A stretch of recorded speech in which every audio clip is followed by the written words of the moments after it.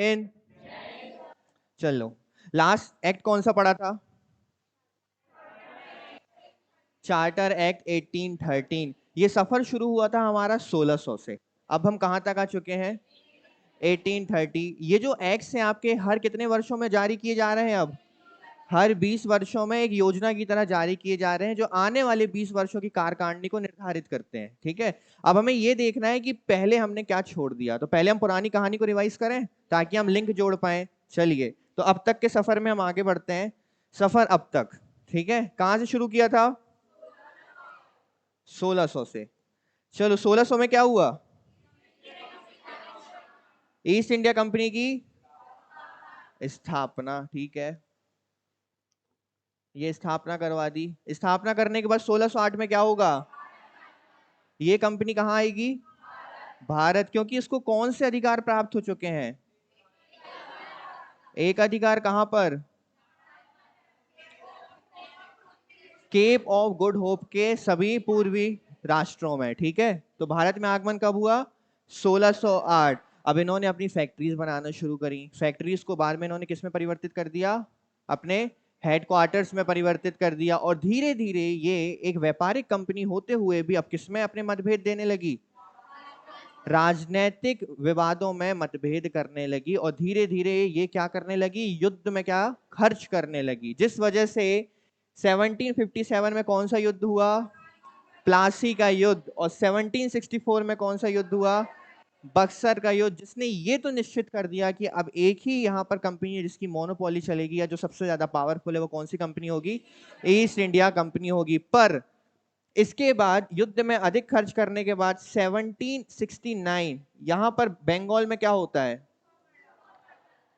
सूखा और भूखमरी, क्योंकि वर्षा भी नहीं होती है। और बंगाल की जो जनसंख्या है उन पर क्या लगाया जाता है? हैवी टैक्सेस लगाए जाते हैं, जिस वजह से एक तिहाई जनसंख्या भूखमरी से समाप्त हो जाती है। और जो आपकी ईस्ट इंडिया कंपनी है, इसकी आर्थिक स्थिति कैसी हो जाती है?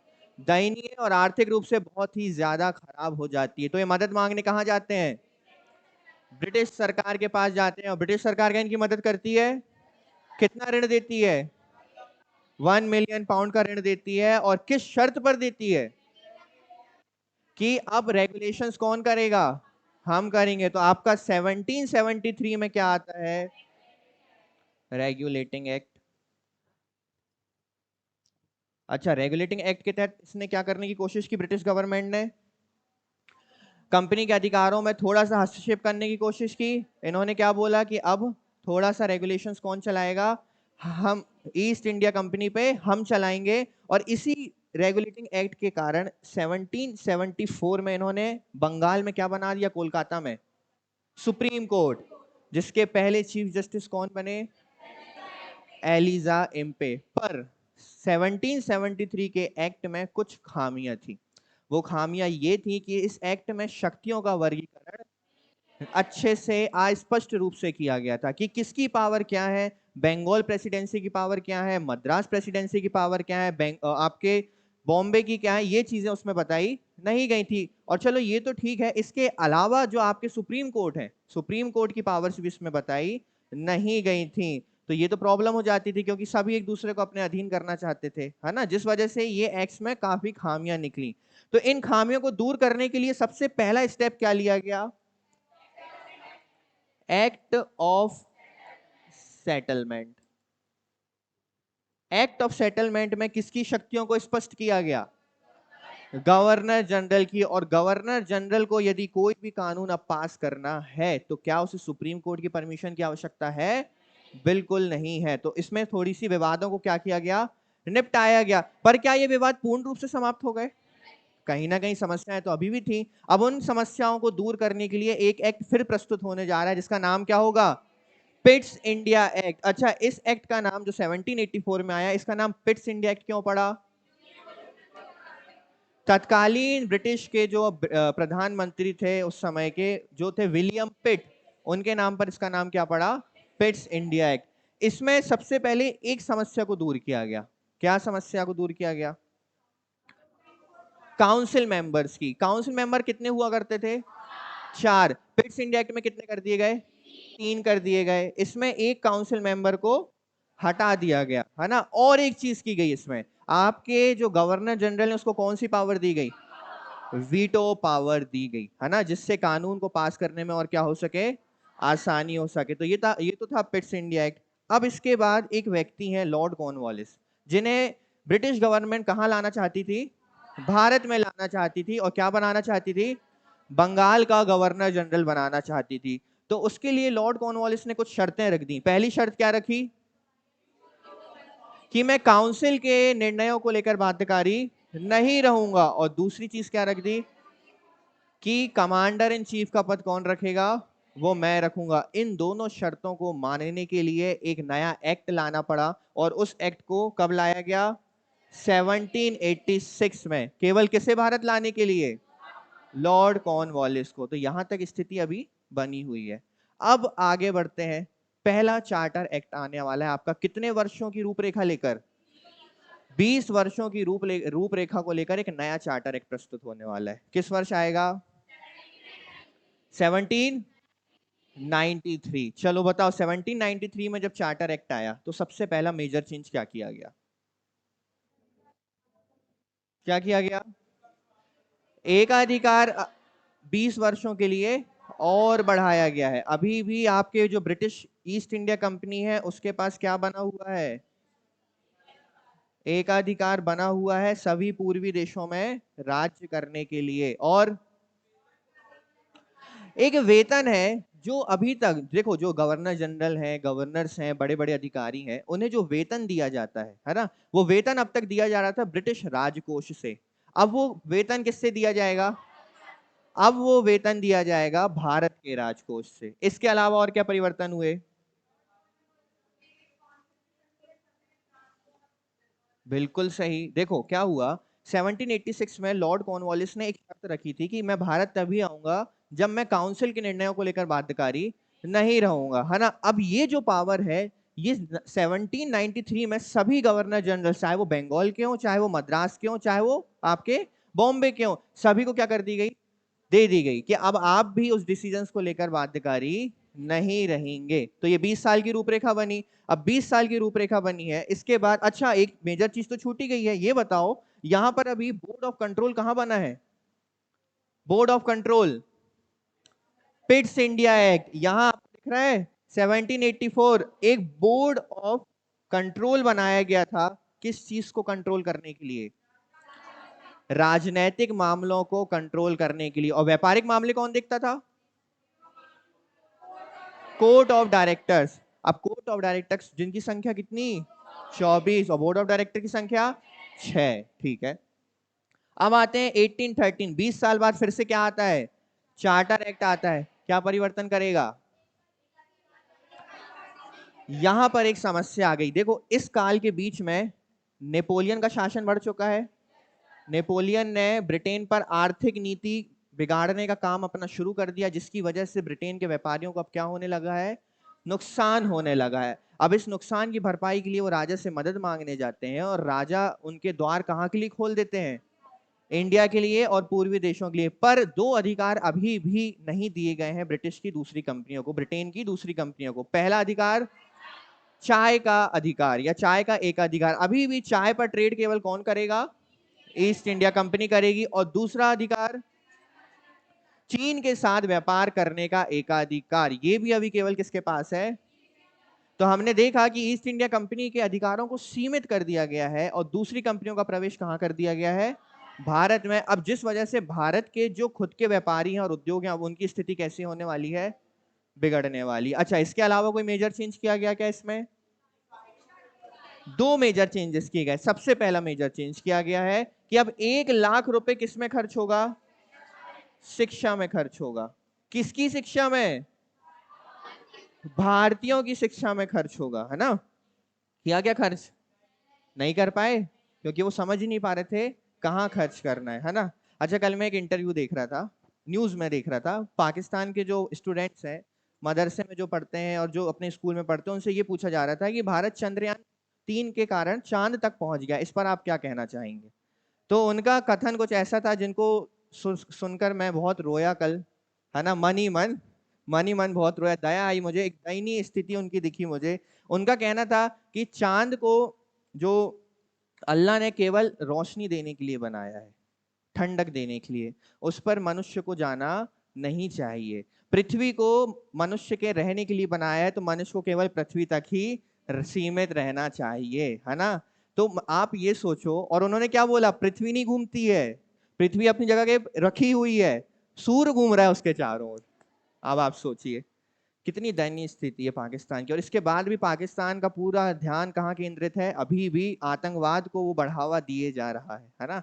एक समय आएगा जब नामो निशान मिट जाएगा पाकिस्तान को। मैं बता रहा हूँ, आप ये मत सोचो पाकिस्तान को हम ऑक्यूपाई करेंगे, बिल्कुल नहीं करेंगे। हमारी जनसंख्या इतनी समझदार है, आप उनके बीच में इनको डालना चाहते हो क्या? सबका दिमाग कुंद हो जाएगा, यहाँ यूपीएससी सब हवा हो जाएगा, है ना। तो वो चीज तो होने से रही। उनकी जनसंख्या, मान लो हमने ऑक्यूपाई कर भी लिया, तो तब भी हम दीवार खींच देंगे कि इस तरफ मत आना, यहाँ के बच्चे बहुत पढ़े लिखे हैं प्लीज, है ना। क्या होता है, आप ना देखो, सबसे पहली चीज वहां पे जो गलत होती है मदरसों में पढ़ाई, ठीक है, वो नहीं होना चाहिए। क्योंकि जो वाकई में साइंटिफिक, देखो मदरसे में क्या होती है, धार्मिक शिक्षा दी जाती है। यदि मैं आपसे बोलूंगा मंदिर में पढ़ाई करो, तो आपको मंत्र सिखाए जाएंगे, आपको पूजा पाठ सिखाई जाएगी। पर एक चीज मैं मानूंगा, अभी भी आप अपने पुराण वेद उठा के देख लीजिए, उनमें माना जाता है, उन्हीं ने तो सबसे पहले बताया ना आपको कि पृथ्वी गोल है ना, किसकी परिक्रमा करती है, ग्रह कितने हैं। दिक्कत वहां आती है कि जब आप हर चीज किस पर डाल दो, ईश्वर पे डाल दो, वो ईश्वर के हैं। अच्छा, ये पेड़ कैसे जन्म लेते हैं, पौधा कैसे बनता है, ईश्वर ने दे दिया। नहीं सर, कुछ तो होता होगा, प्रकाश संश्लेषण क्रिया, कुछ सूर्य, नहीं नहीं नहीं, ईश्वर। जाने दो, इतना क्यों दिमाग लगाना बेटा, ईश्वर, ईश्वर का नाम लो सब हो जाएगा। अच्छा, हमने कैसे जन्म लिया, हम सांस कैसे लेते हैं, ईश्वर, ईश्वर सांस लेते हो आप, ईश्वर का नाम लो। नहीं सर, कुछ हार्ट होता है, उसके पार्ट्स होते हैं, रक्त परिसंचरण होता है, कुछ माइट्रोकांड्रिया होता है, नहीं ईश्वर। ये सब बात मत करो, सब भगवान, यही सब बोलो। ऐसी शिक्षा नहीं दी जाती है ना। आप अभी, मैं आपको एक चीज बता रहा हूँ, आप इंडिया के 5वीं कक्षा के बच्चे को ले लीजिए, अच्छे सीबीएसई स्कूल के, और वहां के ग्रेजुएट बच्चे को ले लो, यानी बंदे को ले लो, वो भाग जाएगा उसके सामने से, है ना। वो उसके सामने जब वो बोलेगा ना क्या होता है, आपका स्पेस क्या होता है, गैलेक्सीज क्या होती हैं, सारी चीजें जब बताएगा ना, उसके होश उड़ जाएंगे सारे सुन के, है ना। पर चांद पे जाना नहीं चाहिए, उसको रोशनी देने के लिए बनाया गया है ना। ये गलत कर रहे हो पहुंच के, ये इसरो को बताना पड़ेगा क्यों इतनी मेहनत, क्यों इतना खर्चा किया, ठीक है। इसके बाद 1 लाख रुपए किस पर खर्च किया जाएगा, शिक्षा पर खर्च किया जाएगा। और दूसरी चीज जो अब क्या, ये जो गाउन पहनकर अब तक भाग रहे थे, इनको क्या अधिकार दे दिया गया, प्रचार प्रसार का दे दिया गया कि अब आपको भागने की जरूरत नहीं है, अब आप बढ़िया बैठकर प्रचार प्रसार करो, जिसने भी दिक्कत की हम उसको क्या करेंगे, दंड देंगे। तो यहां तक की कहानी क्लियर है। अब तक हम यहां तक आ चुके हैं, कोई समस्या, कोई तकलीफ, आगे बढ़ाएं कार्यक्रम। आज हमें पढ़ना है, 20 साल आगे बढ़ा दो, क्या 1833 एक्ट, 20-20 साल की योजनाएं आ रही हैं।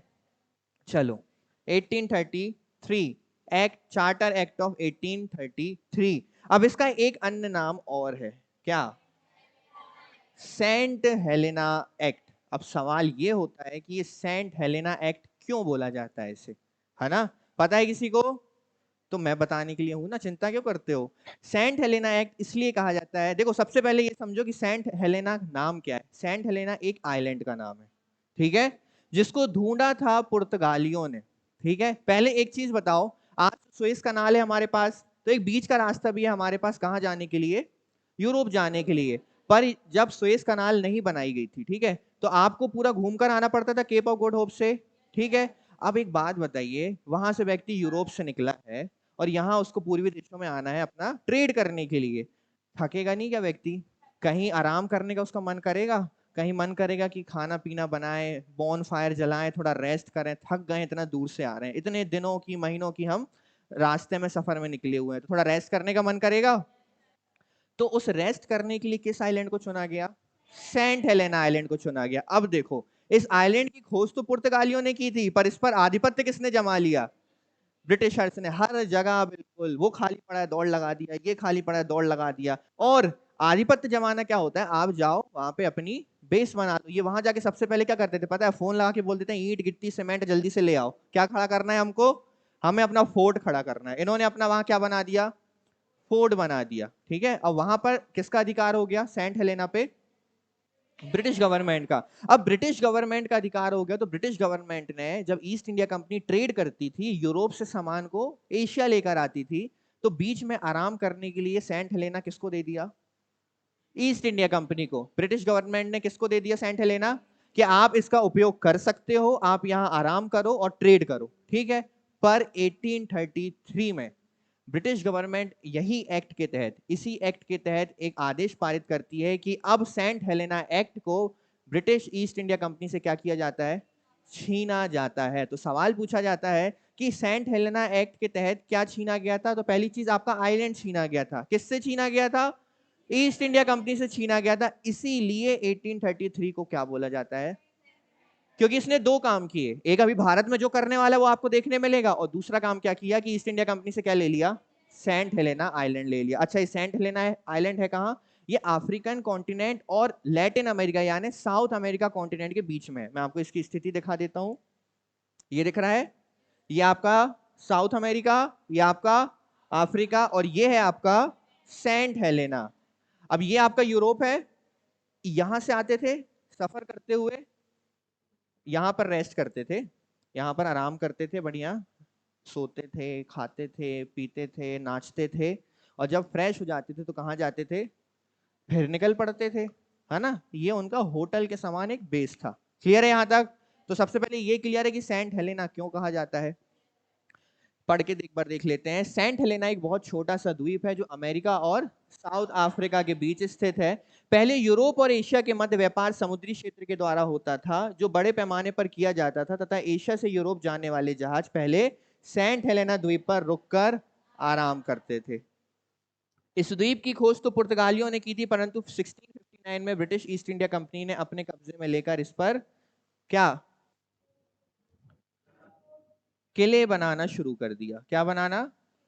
किले बनाना शुरू कर दिया, है ना। जैसे इन्होंने हमारे इंडिया में आके फैक्ट्री बनाई थी, और उसको बाद में किस में तब्दील कर दिया? फोर्ट में तब्दील कर दिया। अच्छा, इनकी जो फैक्ट्रीज होती थी ना, वो कभी फैक्ट्री जैसी दिखती ही नहीं थी।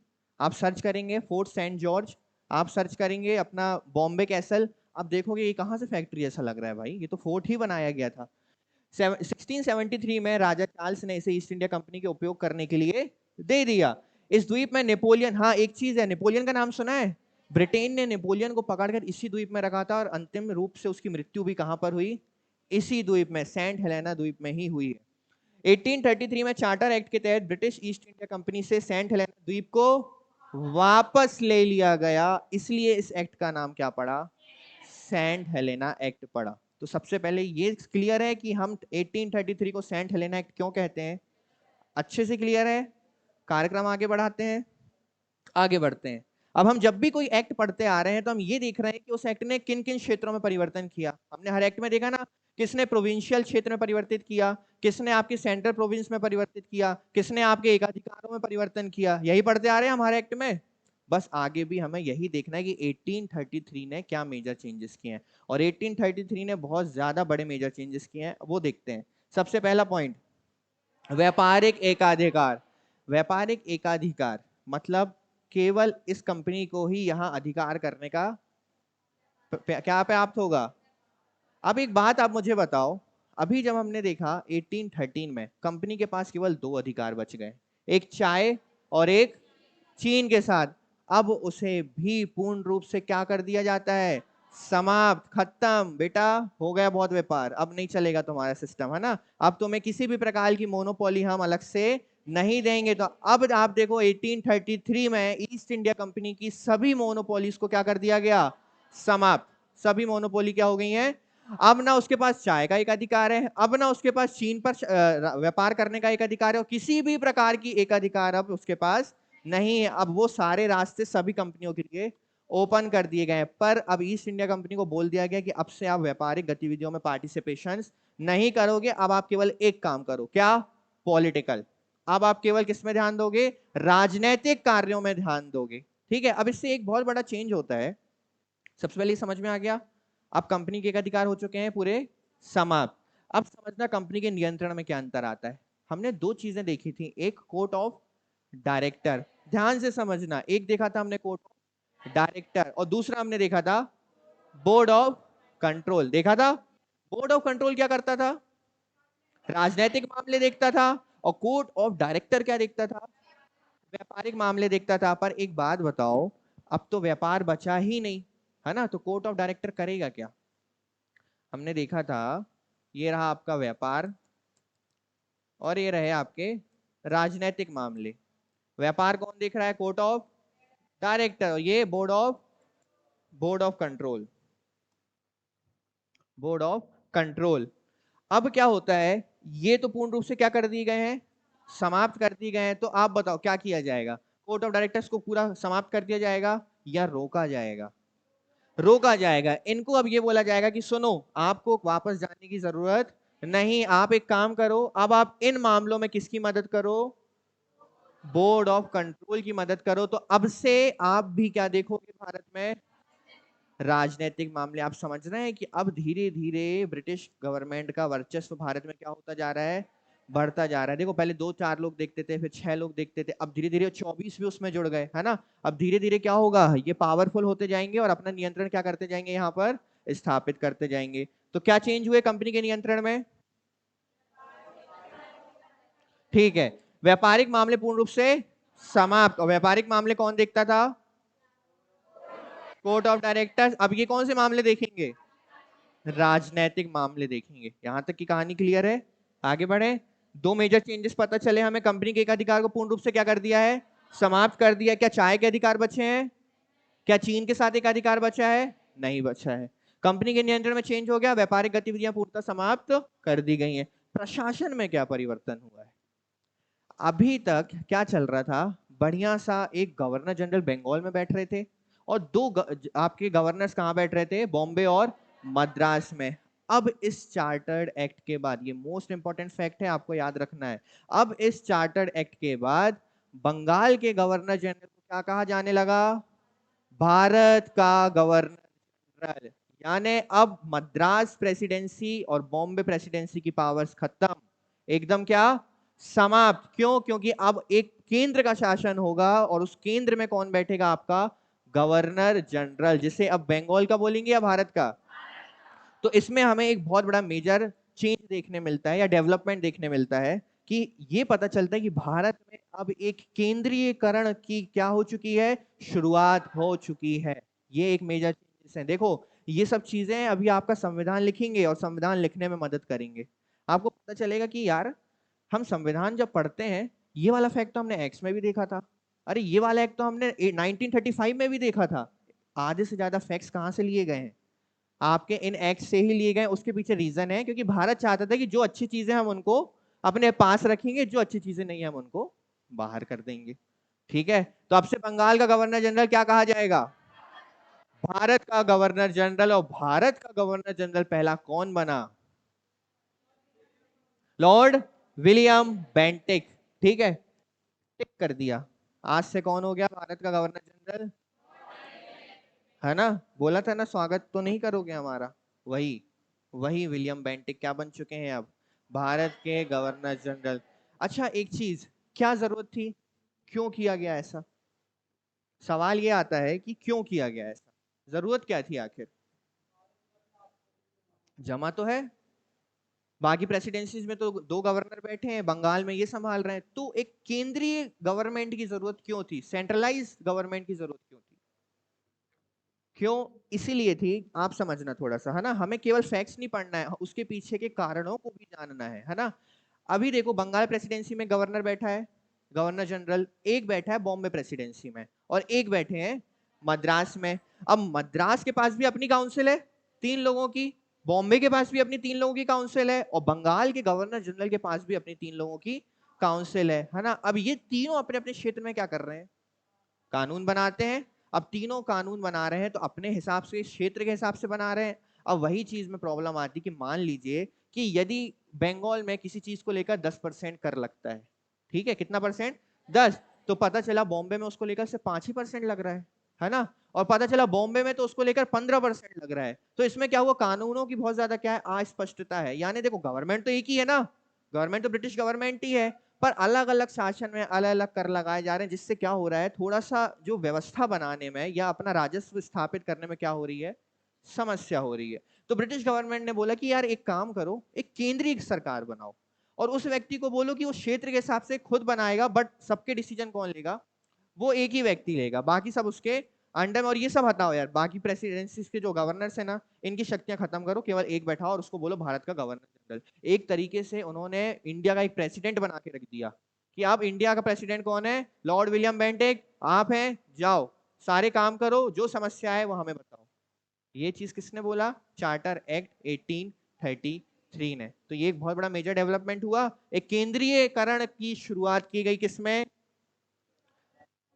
चार्टर्ड एक्ट 1833 में। अच्छा, केंद्रीय विधायिका अभी हमने पढ़ लिया, केंद्रीय विधायिका में क्या परिवर्तन हुआ है, और प्रांतीय विधायिका में यह परिवर्तन हुआ कि अब इनकी सभी पावर्स को क्या कर दिया गया है?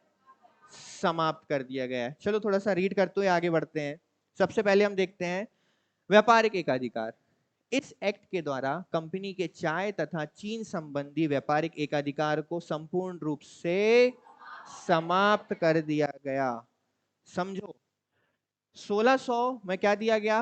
1600 में क्या दे दिया गया कि एकाधिकार है, 1608 में ये इंडिया आ जाते हैं, ठीक है। और 1773 आया, 1784 आया, 1793 आया, फिर आपका 1813 आया। अभी तक कंपनी के पास क्या बने हुए हैं? एकाधिकार बने हुए हैं। और 1813 में अभी भी दो एकाधिकार उसके पास बने हैं, एक चाय के और एक चीन पर। अब सारे आपके एकाधिकार खत्म, अब कोई मोनोपोली आपकी नहीं चलेगी। अर्थात ईस्ट इंडिया कंपनी की भारत में व्यापारिक गतिविधियों को पूर्णतः समाप्त कर दिया गया। ईस्ट इंडिया कंपनी अब भारत में सिर्फ राजनीतिक तथा शासन संबंधी कार्य ही करेगी। क्लियर है? अब देखो, अब तक हम जिस कंपनी को बोल रहे थे सामान बेचने आई है, सामान बेचने आई है, अब वो सामान बेचने नहीं आई है। अब सामान बेच रहे हैं, पर वो दूसरी कंपनी जो अभी आर्थिक रूप से पिछड़ने के कारण भारत आई थी, पर जो ईस्ट इंडिया कंपनी थी वो अब क्या करने लगी है? अब वो शासन में उतरने लगी है। यानी उसके वो सैनिक जो अभी तक आपके कारखानों के सामने बंदूक लेकर इसलिए खड़े होते थे कि किसी दूसरे देश के व्यक्ति या सेना उस पर हमला ना कर दे, वो अब भारतीयों पर अपना शासन बनाना धीरे धीरे क्या करेंगे? शुरू करेंगे। और देखो, अभी भी जब हमारे राजाओं का, अभी राजपूत है, सभी का शासन है, फिर भी भारतीयों के लिए अब जबरन कानून बनाने का काम कौन करेगा? अरे आप होते कौन हो हमारे लिए कानून बनाने वाले? हमारे राजा हैं, हमारे सभी वहां पे नेतृत्व करता है, और हमारी जितनी प्रेसिडेंसीज हैं वहां पे हमारे शासक बैठे हैं, हमारे कानून तो वो बनाएंगे ना, हम तो उनकी प्रजा हैं। पर आपने क्या किया? आपने उनके साथ दोस्ती करी, आपने उन्हें गुलाम बनाया, आपने उन्हें अपनी वस्तुओं का आदी बनाया, आपने उनके साथ गलत नीतियों के साथ उनके राज्यों को हड़पा, और राज्यों को हड़पा यानी अब प्रजा भी किस पे अंडर में हो गई? आपके अंडर में हो गई। तो अब आप जबरन हमारे ऊपर कर लगाओगे, अब आप जबरन हमारे ऊपर अत्याचार करोगे, और जबरन हमें आपके कानूनों को अब क्या करना पड़ेगा? मानना पड़ेगा। देखो, ब्रिटिश शासन ने हर चीज बुरी भी नहीं की है, ये भी याद रखना। कुछ ऐसी ऐसी चीजें भी आएंगी, दास प्रथा का अंत। मैं आपको बता दूं, ये जो 1833 एक्ट है, इसमें सबसे पहले बात की गई थी कि भारत में एक चीज का उन्मूलन करो, यानी एक चीज को समाप्त करो। वो क्या है? दास प्रथा। और उन्होंने ये भी बोला 1833 में कि सुनो, 10 साल का समय देते हैं हम ब्रिटिश गवर्नमेंट को, 10 साल का समय देते हैं, इंडिया से इस दास प्रथा को क्या करो? समाप्त करो। और वाकई में ऐसा हुआ भी। 1843 तक दास प्रथा पूर्णतः क्या हो गई? भारत से समाप्त हो गई। पर ऐसा है कि यदि आप एक रेशियो बनाओगे कि अच्छे काम है ज्यादा कि बुरे काम है, तो काम तो ज्यादा बुरे ही निकलेंगे। क्योंकि आप जो डेवलपमेंट इंडिया में कर रहे हो, आप जो रेलवे बना रहे हो, इंफ्रास्ट्रक्चर बना रहे हो, वो हमारे लिए नहीं बना रहे हो, वो आप किसके लिए बना रहे हो? वो आप अपने लिए बना रहे हो, ताकि जो हमारे यहाँ से आप कॉटन निकाल रहे हो, नील निकाल रहे हो, वो सारे आप कहाँ जाके बेच सको? बाहर जाकर एक्सपोर्ट कर सको, इसीलिए कर रहे हैं, है ना। बहुत मतलबी लोग थे। भारतीयों जैसे अच्छे लोग नहीं मिलते हर जगह, पता है ना। अच्छे लोग हो ना आप लोग? नहीं हो ना। कंपनी के नियंत्रण में परिवर्तन। चार्टर एक्ट 1813 के अनुसार कंपनी के व्यापारिक नियंत्रण कोर्ट ऑफ डायरेक्टर के पास तथा राजनीतिक नियंत्रण बोर्ड ऑफ कंट्रोल के पास थे। फलस्वरूप कोर्ट ऑफ डायरेक्टर पर क्या किया गया? यहाँ एक पॉइंट मिस हो गया है। पर क्या किया गया? व्यापारिक गतिविधियों को समाप्त कर दिया गया। तो फलस्वरूप कोर्ट ऑफ डायरेक्टर तथा बोर्ड ऑफ कंट्रोल दोनों को ही अब राजनीतिक गतिविधियों को नियंत्रित करने का कार्य दे दिया गया। अर्थात अब ईस्ट इंडिया कंपनी पूर्ण रूप से एक राजनीतिक संस्था बन चुकी। तो अब आप बोलोगे क्या ये एक व्यापारिक संस्था है? क्या ये अब कोई सामान बेच रही है इंडिया आके? कोई भी सामान नहीं, है ना। प्रशासनिक परिवर्तन। गवर्नर जनरल की स्थिति में बदलाव। अब तक भारत में कार्यरत गवर्नर जनरल को क्या बोला जाता था? बंगाल का गवर्नर जनरल। किंतु अब इसमें परिवर्तन किए गए। अब बंगाल का गवर्नर जनरल क्या कहलाएगा? और आपके पहले गवर्नर जनरल कौन बनते हैं? कौन बनते हैं? लॉर्ड विलियम बेंटिक बनते हैं। क्लियर है? अतः इस एक्ट के तहत भारत के पहले governor general Lord William Bentinck बन। यहां तक की कहानी क्लियर है? जो भी मेजर चेंजेस हुए हैं। चलो, प्रशासनिक परिवर्तन। अच्छा हाँ, इस बदलाव की आवश्यकता क्यों? जैसे मैंने अभी आपको बताया, क्योंकि ब्रिटिश आधिपत्य क्षेत्र एक बहुत बड़ा भौगोलिक क्षेत्र है जिस पर शासन करने के लिए सर्वोच्च अधिकारी की आवश्यकता थी। यह ब्रिटिश सरकार ने अनुमान लगाया। अंततः इसके लिए 1833 के चार्टर एक्ट में भारत के गवर्नर जनरल की अधिकारिता को संपूर्ण ब्रिटिश आधिपत्य क्षेत्र में बढ़ा दिया गया। अब नागरिक तथा सैन्य दोनों ही शक्तियां किसके अंडर में चली गई? अब सेना पे भी किसका कंट्रोल? भारत के गवर्नर जनरल का। और कानून बनाना यानी नागरिकों पर भी अब किसका कंट्रोल? भारत के गवर्नर जनरल का कंट्रोल। देखो, जहां पर अध्यक्षात्मक प्रणाली होती है यानी जहां पर प्रेसिडेंट पावर होती है, यदि हम एग्जांपल के तौर पे लें अमेरिका को, ठीक है, तो वहां सबसे मेन कौन होता है? प्रेसिडेंट होता है। और वो जो प्रेसिडेंट होता है उस सेना को भी देखता है ना, कि सेना उसकी बात नहीं मानती, मानती है। और नागरिकों के लिए कानून बनाने का काम भी कौन करता है? वो प्रेसिडेंट ही करता है। तो इन्होंने इस सो कॉल्ड प्रेसिडेंट को जबरन कहां बैठा दिया? जबरन हमारे लिए, उनके लिए नहीं। उनको तो शासन करना है, पर भारतीयों पे जबरन कौन खड़ा कर दिया? भारत का गवर्नर जनरल बना दिया। प्रशासनिक परिवर्तन, गवर्नर। अच्छा हाँ, एक बहुत बड़ा परिवर्तन क्या हुआ, देखो मैं आपको बताता हूं। अभी तक हम देख रहे थे 1800, चलिए इसी स्लाइड में देखिए, 1813 तक जो काउंसिल मेंबर थे कितने थे? 3 थे। अब वापस में इसमें क्या वापस परिवर्तन किए गए और कितने कर दिए गए? यार आप एक बात बताओ, पहले आप 4 करते हो, उसके बाद फिर से आपने कितने कर दिए? 3 कर दिए। चलो 3 करे, आपने वीटो पावर दिया, अब हमें लगा सबसे, आपने फिर से 4 कर दिए। आप करना क्या चाह रहे हो? तो उन्होंने बोला ठहर जाओ, समझाते हैं। उन्होंने ये जो चौथा मेंबर जोड़ा, ये एक विधि अधिकारी जोड़ा। विधि मतलब जिसको कानून संबंधी ज्ञान हो, पर इसको वोटिंग पावर नहीं दी। क्या होता था ब्रिटिश गवर्नमेंट में, जो आपका गवर्नर जनरल था और उसकी 3 काउंसिल थी, वो बैठकर चर्चा करते थे किन विषयों पर? रेगुलेशंस के, है ना, रेगुलेशंस क्या बनाने हैं, है ना, कैसे पारित करने हैं, कानून क्या बनाने हैं। तो ब्रिटिश गवर्नमेंट को लगा कि देखो यार, ये सब तो बैठ रहे हैं, पर इनके बीच में उससे संबंधित, कानून से संबंधित भी क्या होना चाहिए? व्यक्ति होना चाहिए, क्योंकि वो बताएगा कि हाँ ये सही है, हाँ ये गलत है, कि नहीं ये चीज ऐसे किया जाना चाहिए। तो उन्होंने एक विधि के अधिकारी को कहां बैठा दिया? काउंसिल में बैठा दिया। बट विधि के अधिकारी को किसी, विधि के अधिकारी की किसी भी बात मानने को बाध्यकारी नहीं किया। और दूसरा बोल दिया गया कि आप जबरन किसी पे हस्तक्षेप नहीं करोगे। और अगली चीज ये बोली गई कि आपको वोटिंग के भी अधिकार हम नहीं देंगे। तो आपका काम क्या है? ये टेबल लगी है, यहाँ गवर्नर जनरल बैठे हैं, यहाँ 3 लोग बैठे हैं, आप वहां जाकर बैठ जाइए, उनकी बात सुनिए। आपको लगता है कि यहाँ पे आप सलाह दे सकते हैं तो अपनी सलाह दीजिए। सामने वाले को आपकी सलाह मानना होगा तो मान लेंगे, नहीं मानना होगा तो नहीं मानेंगे। तो केवल ये एक सलाहकारी व्यक्ति के तौर पर क्या करेगा? काम करेगा। क्लियर है? चलिए, 1833 के चार्टर एक्ट में गवर्नर जनरल की काउंसिल की सदस्य संख्या 3 से बढ़कर 4 कर दी गई। काउंसिल में चौथा सदस्य एक कानून विशेषज्ञ था, अर्थात विधि सदस्य की नियुक्ति की गई। कारण, क्योंकि गवर्नर जनरल तथा काउंसिल के सदस्य मिलकर ही कानून बनाते थे तथा कानून विशेषज्ञ कानून बनाते समय उन्हें कोई सुझाव दे सके। गवर्नर जनरल की काउंसिल में नियुक्त प्रथम विधि सदस्य कौन है? Lord Macaulay. ये नाम आपको याद रखना है, ये पहले विधि सदस्य थे आपके, लॉर्ड मैकाले। यह केवल विशेष आमंत्रित सदस्य होता था जो गवर्नर जनरल की विधि संबंधी मामलों में सलाह देता था। विधि सदस्य को वोट देने का अधिकार नहीं है या चर्चा पर उसकी उपस्थिति होना आवश्यक नहीं है। तो पावर्स दी गई क्या? तो कोई बहुत बड़ा मेजर चेंज नहीं किया गया है, केवल एक काउंसिल मेंबर को जोड़ दिया गया है, केवल क्या करने के लिए? सलाह देने के लिए। ठीक है, आगे बढ़ते हैं। केंद्रीय व प्रांतीय विधायिका में परिवर्तन, जैसा कि हमने अभी देखा कि अब गवर्नर जनरल बंगाल का क्या बन चुका है? भारत का गवर्नर जनरल। तो बॉम्बे और मद्रास के अब क्या हाल होने वाले हैं? बेहाल होने वाले हैं, क्योंकि उनकी शक्तियां पूर्ण रूप से क्या होने वाली हैं? समाप्त होने वाली हैं। 1833 के एक्ट में प्रशासनिक और विधायी शक्तियों का केंद्रीकरण कर दिया गया।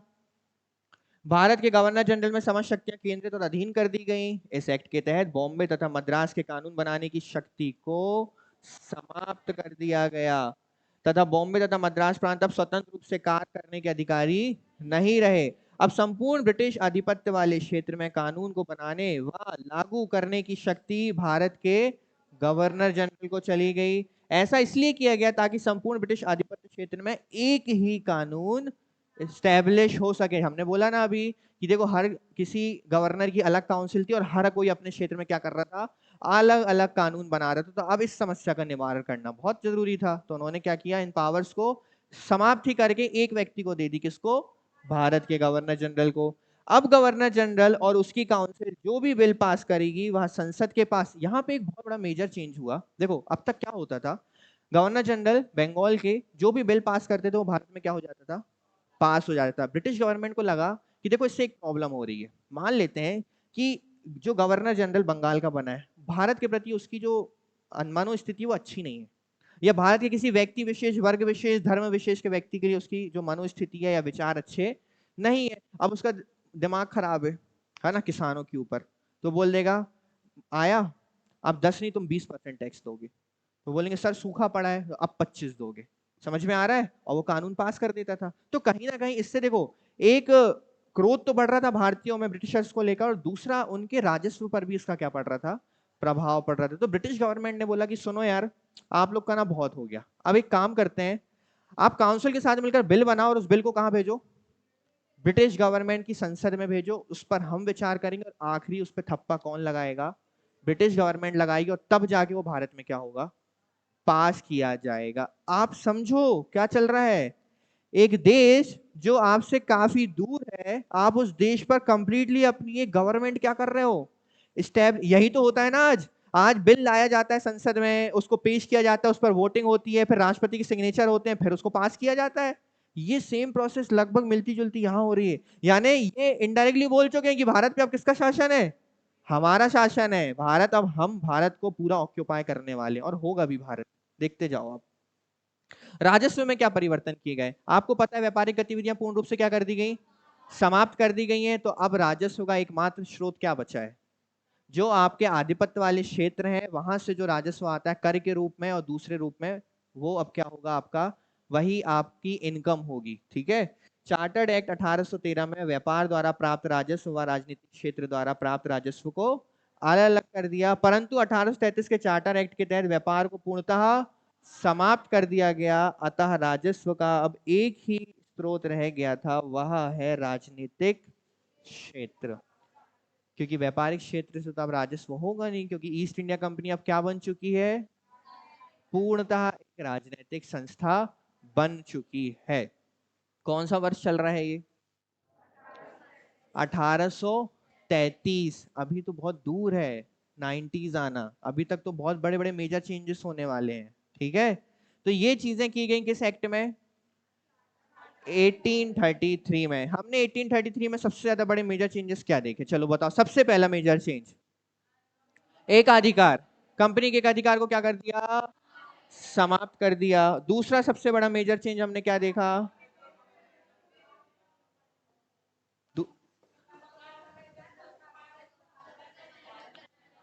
कंपनी के नियंत्रण में क्या परिवर्तन किए गए। अब क्या कोर्ट ऑफ डायरेक्टर नाम की चीज व्यापारिक गतिविधियों को देखेगी, तो क्या देखेगी, राजनीतिक गतिविधियों को। किसके साथ मिलकर, बोर्ड ऑफ, क्या काउंसिल में कोई परिवर्तन हुए, क्या परिवर्तन, 3 से बढ़ाकर 4 कर दिया। वो चौथा कौन है, क्या करेगा वो, क्या उसको वोट देने का अधिकार है, क्या उसका जरूरी है उनके साथ बैठक में बैठना, कोई अधिकार नहीं है। क्या वो बाध्यकारी बना सकता है किसी चीज में, नहीं बना सकता। और क्या मेजर चेंजेस हुए, बस, और कोई मेजर चेंजेस नहीं हुए। आपका बंगाल का गवर्नर जनरल अब क्या कहलाएगा, भारत का गवर्नर जनरल। कौन बने पहले, विलियम बेंटिक। पहले भारत क्यों बनाया गया, ताकि भारत में एक कानून को क्या किया जा सके, स्थापित किया जा सके। अच्छा ये बंगाल है, ये मद्रास खड़ा है, ये बॉम्बे खड़ा है, इनकी हालत अब क्या है, बेहाल। इनकी शक्तियों को अब क्या कर दिया गया, समाप्त कर दिया गया। राजा की तरह उभर कर अब कौन आया है, विलियम बेंटिक यानी भारत का गवर्नर जनरल। और अब यदि आपको कोई भी बिल या कानून पास करना है तो कहां भेजना पड़ेगा? ब्रिटिश संसद। अच्छा, 1833 में एक बहुत बड़ा मेजर चेंज ये हुआ था। क्या होता था, 1833 से पहले जो भी कानून आते थे उन्हें रेगुलेशंस कहा जाता था। क्या? रेगुलेशन। हमने तो पढ़ा ही रेगुलेटिंग एक्ट भी, रेगुलेशंस कहा जाता था।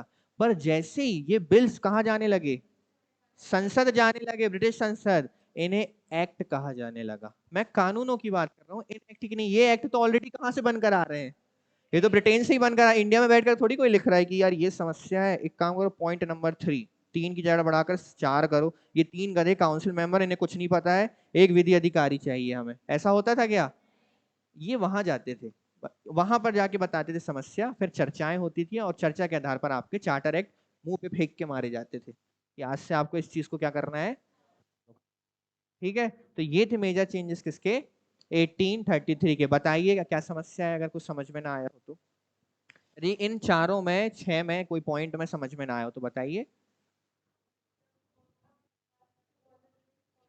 हाँ, सब दी एंड, समाप्त, घर जाओ, बैग पैक करो, घर जाओ, है ना, हो गया, भारत का गवर्नर जनरल आ चुका है। और कुछ, और भी समस्या? इतने समझदार हो क्या, कोई डाउट ही नहीं निकलते आप लोगों के? क्या? दूसरी कंपनियां, ब्रिटेन ने तो सबको अब अलाउ कर दिया था भारत में क्या करने के लिए, व्यापार करने के लिए, तो वो तो आके अपना व्यापार कर रहे थे।